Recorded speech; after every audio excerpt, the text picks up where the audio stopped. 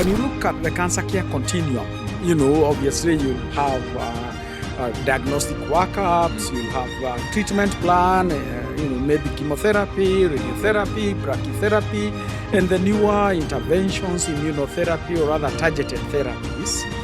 And those are very important. Yeah. But there are many things and needs around a patient beyond the treatments. That can be very easily overlooked. Yes, and they're important, just like it is beyond the stethoscope. That's one of our slogans.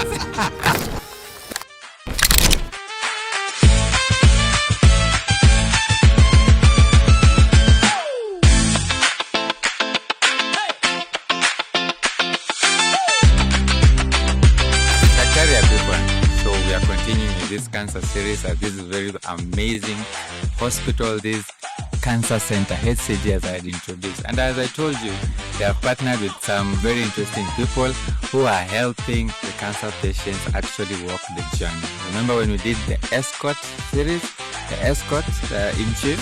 Now these are the real escorters. And today I am blessed, more than blessed, to meet none other than the top at the top, creme de la creme of the foundation, the CEO. David Mukami. David Mukami. Yes, live in person.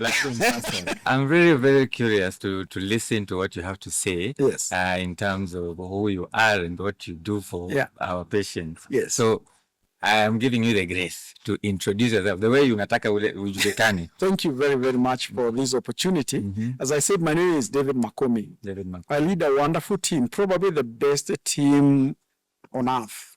On earth. Man, the work they do with cancer patients every single day, waking up to come because somebody will walk through our doors, distressed, in pain, confused, needing information.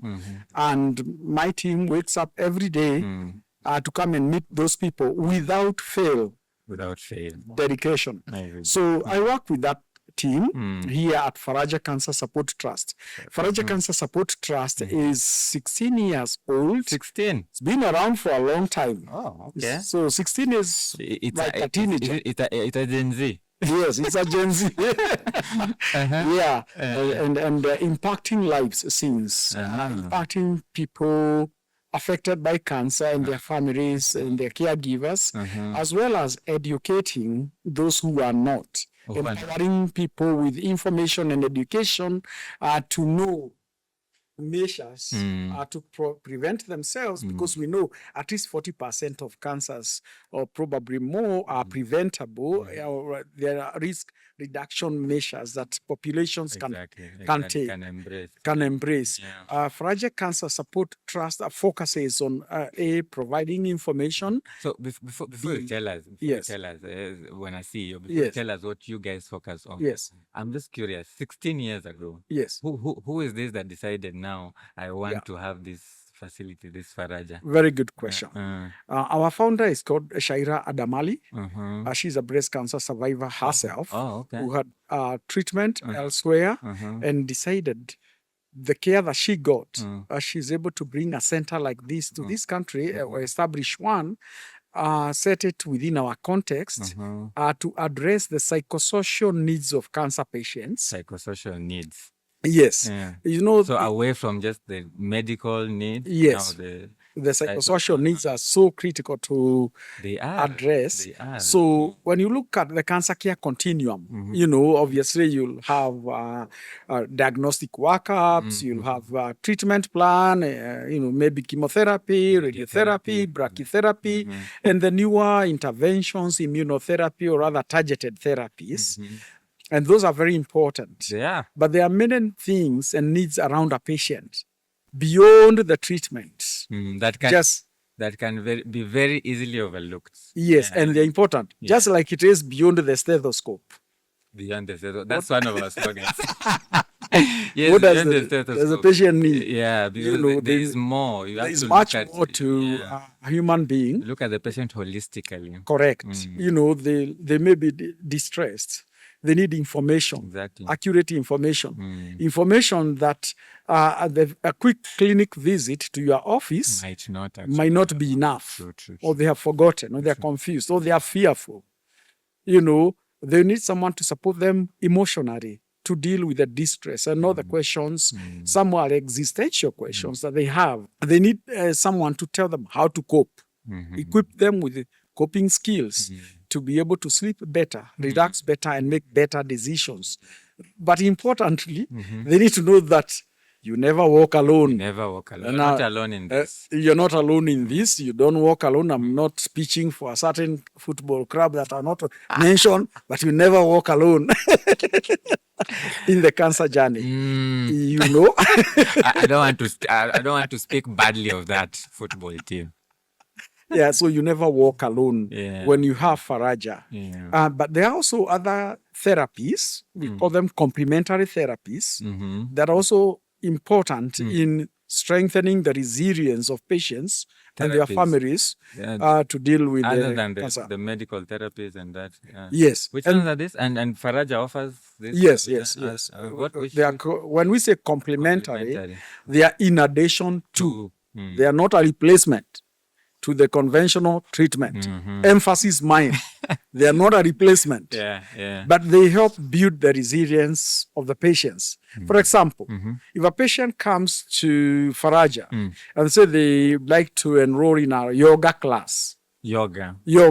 What we call mind-body therapies. Yes. In fact, yoga. Hapana. Ni ya kila mtu. In fact, from a research standpoint and evidence, yoga is probably one of the most studied complementary therapy and its impact on patients in terms of relaxation, reduction of anxiety, in terms of improving, say, sleep. Oh, really? In fact, yoga has been studied so extensively in terms of even some of the patients who would need smaller doses or less doses of painkillers because they have learned to cope better. Oh, because of yoga. Because, the mind-body kind of relaxation techniques. Interesting. Yeah. And you so guys there's evidence. That? Yes, we do. Yeah, we do. But apart from that, we have Zumba classes. Zumba. The dance exercise, dance-based exercise. And even globally, there is a really big move towards exercise, and studies have been done around movement in oncology context. Oh, okay. There's even an international society of exercise oncology. Exercise oncology, yes. Exercises tailored for oncology patients. So patients who come here for Zumba, it's probably not as vigorous as what you do in a gym for otherwise healthy individuals. So these are cancer survivors. The fact that they might be undergoing chemo, they might actually have anemia of some sort. Yes, so they may not feel as strong or they may be fatigued. So it's tailored. And patients, again, there's quite a number of studies for different cancer groups of patients and the impact exercise have had on their outcomes. Now, studies aside, studies are nice. Yes. But now, in Faraja, you do these things. We do this. We do this every Monday, 10 a.m. without fail. Even last Monday we had, and we will do it next Monday. We will do that. And how is the outcome when you look at your patients? Maybe vis-a-vis those who don't, patients who have not been through here. They report. We've done satisfaction surveys, and patients report feeling better, stronger, more vibrant. While they're working on the exercise routine and all that, they're not thinking about anything else. Yeah, so they cope better. And in any case, even outside of the cancer context, you and me, we need exercise. You and me need to exercise. We need. It's just what the doctor ordered. You got exercise. But even most of us doctors order it and don't exercise. Exactly. I've seen patients in my other life where, the following day after surgery, a surgeon will come, this patient hasn't gotten out of bed, Mobilize, you know, to mobilize. Otherwise, they are going to they're going to get clots and the issues and the hypostatic pneumonia and whatnot. So you don't want that. It's the same thing. Just the fact that a patient is undergoing chemotherapy or radiotherapy does not mean they should go home and sit and do nothing. That's why we encourage them to do exercise and to have exercise. And then we also have an exercise physiologist at Faraja who also does tailored kind of very, very prescribed kind of exercise routine on every Friday for an hour. So she's a trained exercise physiologist who will be able to also look at the baselines, the parameters, how the heart rates are and all that. So these are there are many other complementary therapies. I mean, a patient may need to see a counselor. Because because they get very stressed. Exactly. I was saying on my intro that I had a patient and I actually chose diagnosed. I told her this is cancer of the breast. She just broke down. Exactly. She broke down, and you can see that she knows that this is life-changing for her. Absolutely. So, and then I followed her up.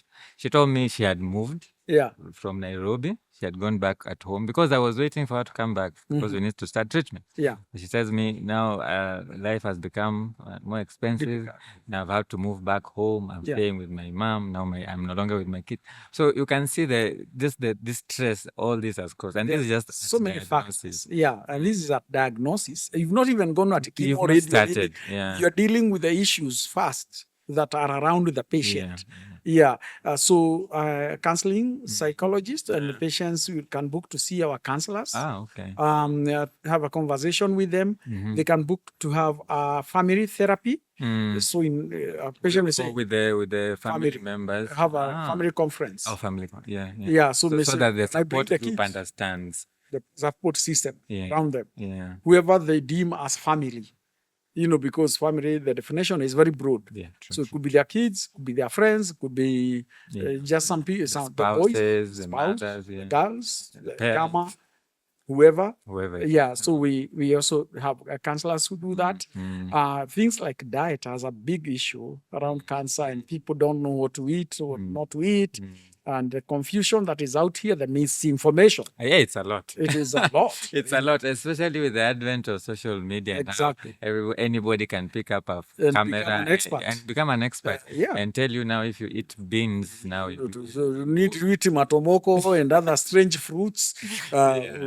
So, and we need to give people accurate information. So we have a nutritionist. We have a dietitian, nutritionist who will also come over to, typically we'll have their day over here, but we also have many other people who conduct different therapies, even Reiki, which is a Japanese kind of energy therapy that relaxes patients. So Reiki, breathing and relaxation programs. No, breathing exercise. I've seen that somewhere.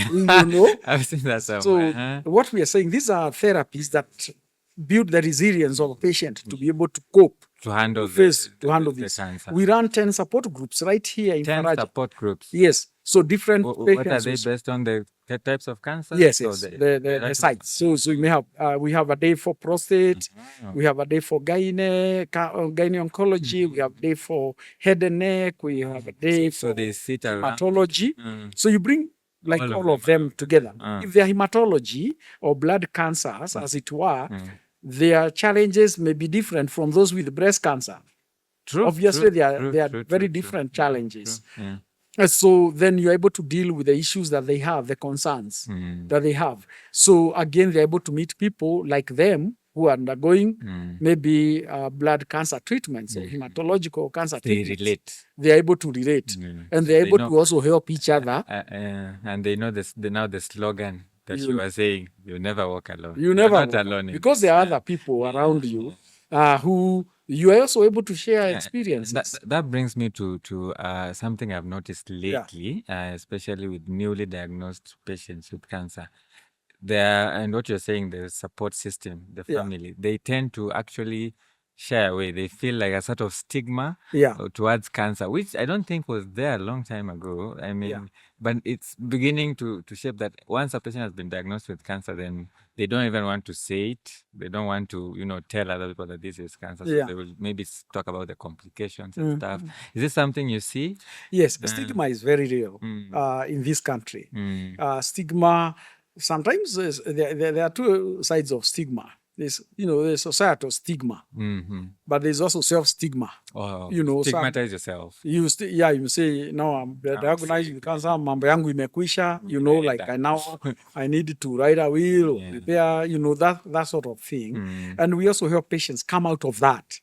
Okay. And sometimes it's connecting them with the people facing the same challenge or who've been there. Or who've beaten it. Who've beaten it. We have survivors who've been around for 27 years and they're not going anywhere. I'll be talking to Anne, survivors. Soon. So there are those who've been many years. So they're not going anywhere. And they come to our support group.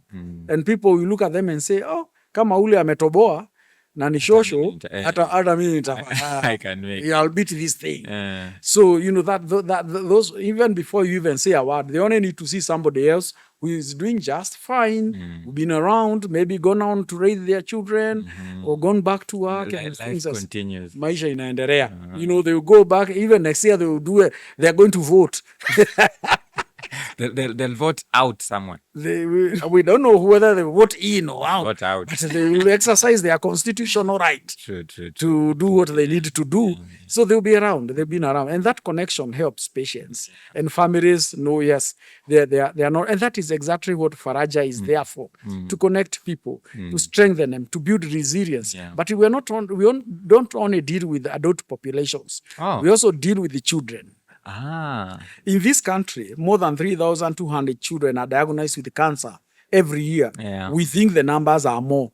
They are more because not all diagnoses are actually made. Yes. Some people are actually misdiagnosed and they even die without a diagnosis. They die without a diagnosis. They go back to their villages. Exactly. There is no expert treatment. They are being treated for amoeba and H. pylori and everything else except what they are supposed to be treated for, And chronic wounds. And chronic wounds and typhoid and malaria, those favorites out there. So children get cancer. I remember where I did my undergrad. It was a lot. I did my undergraduate in Maseno, and we used to train in JOTRH. Yes. And I think we used to have at least a child with either leukemia or buckets. Lymphoma is the common in the ward at any given time. And JOTRH used to have a ward somewhere, exactly. some corner.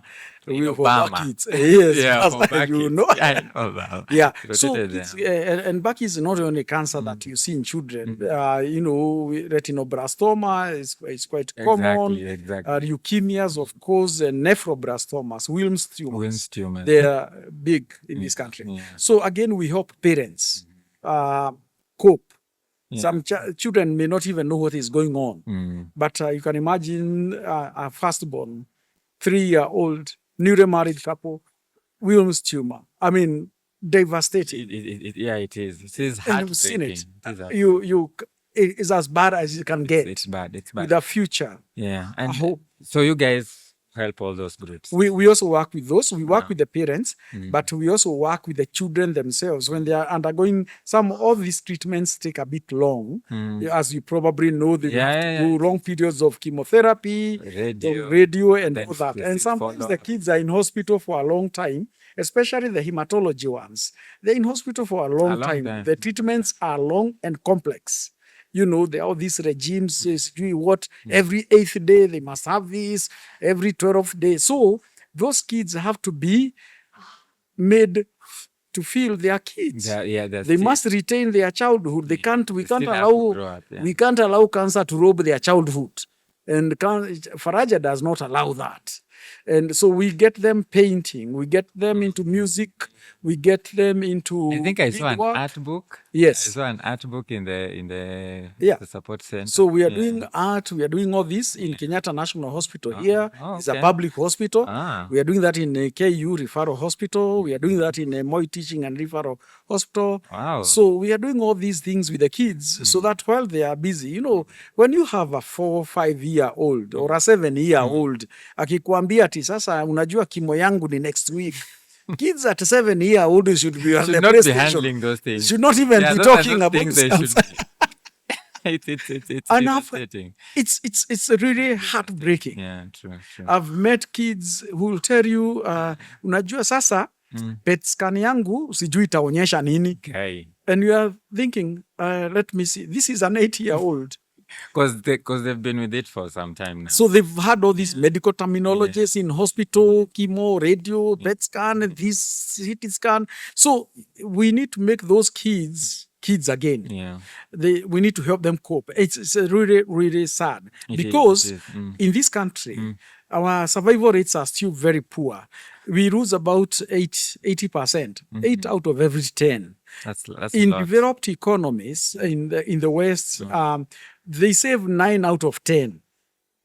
We are doing badly. We are doing very badly as a country. And one of the things that Faraja is doing as well is also to enable access to treatment. And that's the question I want to come to, because one of the reasons we're doing badly is because once a patient, like the example I was giving you, once a patient hears the diagnosis and then you write them the battalion of tests, you know, tell them you need to do these hormonal tests, you need to do these screening tests, you need a CT of the chest, you need an MRI, you need a PET scan, and probably wako na hata wana SHA. Yeah. And probably, you know, at home they are a firstborn. And there is, you know, nobody who has, you know, can be able to actually carry out that burden. And it becomes very expensive. Is Faraja doing anything to mitigate? Yes, Faraja is playing its part, both for adults and pediatric populations. You know, like for example, because we are talking about children, there are global targets set by WHO. The Global Initiative for Childhood Cancer, and WHO has set targets for low and middle income countries to improve survival to at least 60% for cancer by 2030 for childhood cancer. Childhood cancer, which are usually very treatable by the way. They are very treatable. Yeah. Ideally, we should be hitting cure rates of 90%. But I say we need to have targets. At least let's move to 60%. Right now, we are around 30%. We need to double that by 2030. So Faraja is playing its part. First in supporting those parents and children, be able to cope with the challenges, because that has a direct impact on their adherence to treatment. Exactly. Otherwise, they will abandon treatment and give up. So we need to build their resilience to adhere to treatment, but also enable them access those treatments. Are expensive. They are expensive. They are very expensive.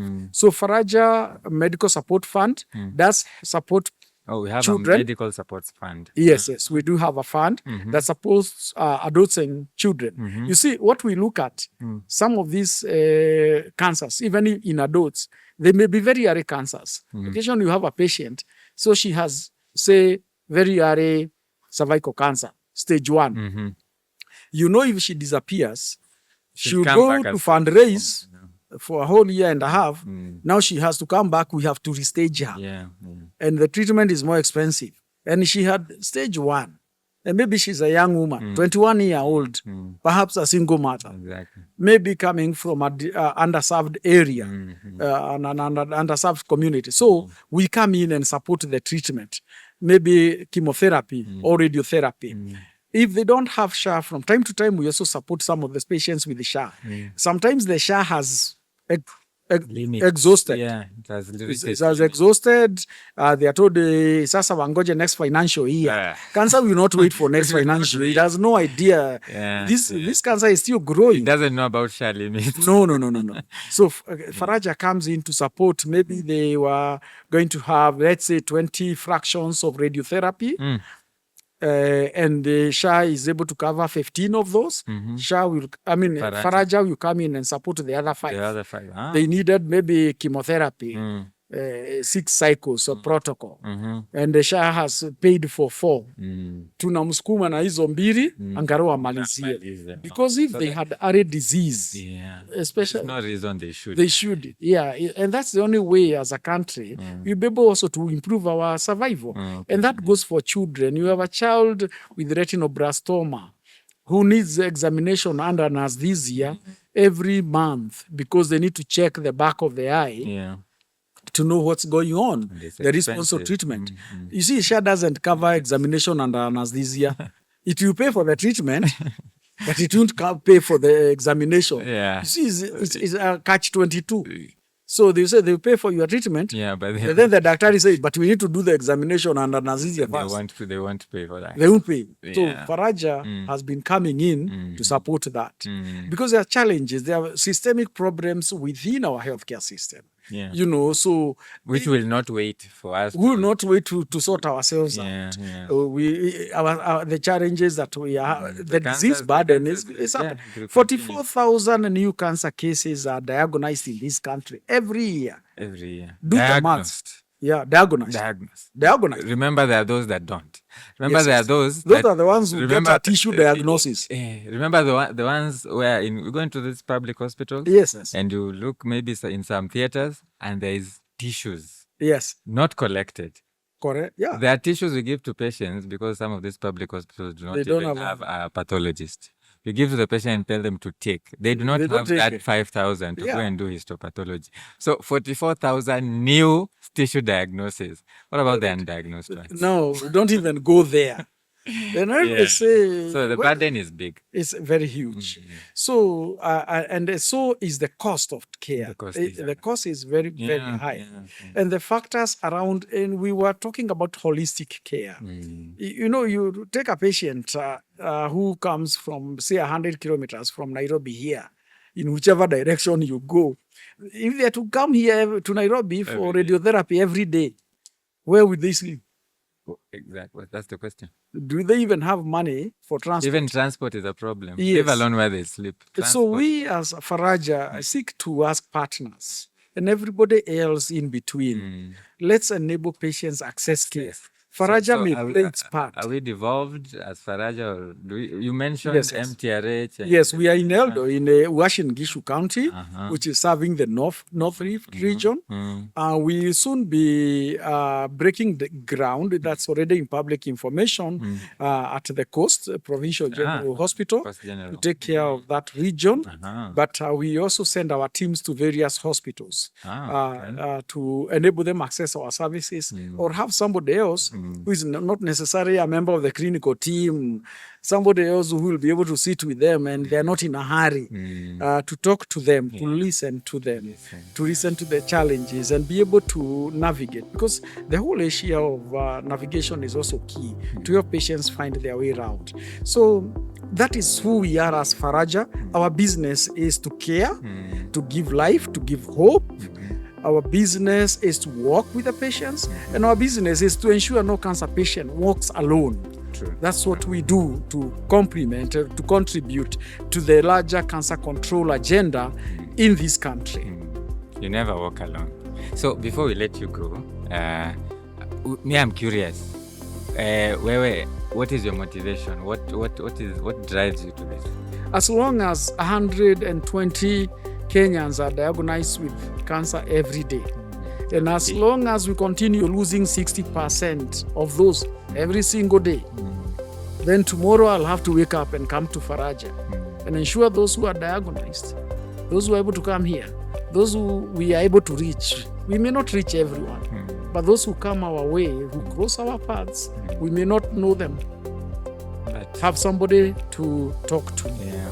You know, I walk to KNH and somebody say, are you from Faraja? Acha nikwambie juu ya mtoto wangu. And I sit and listen. And I know they have kidney cancer, Wilms tumor, and it's so curable. And I tell them that. So tomorrow I'll talk to another mama. Won't you want to wake up? But more importantly, you also meet many survivors who've been around for long, survived for 10 years, 20 years. Others will meet and say, David, unakumbuka? Nilikuwa natibiwa kansa miaka 7 iliyopita.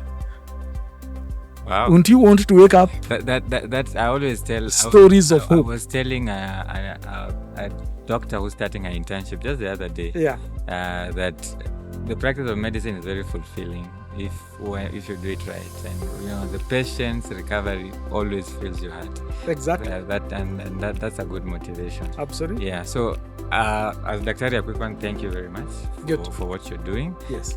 We encourage you to continue. I think we will have even more and more conversations around this with you and maybe with the rest of the team as we try to fight this menace that is cancer.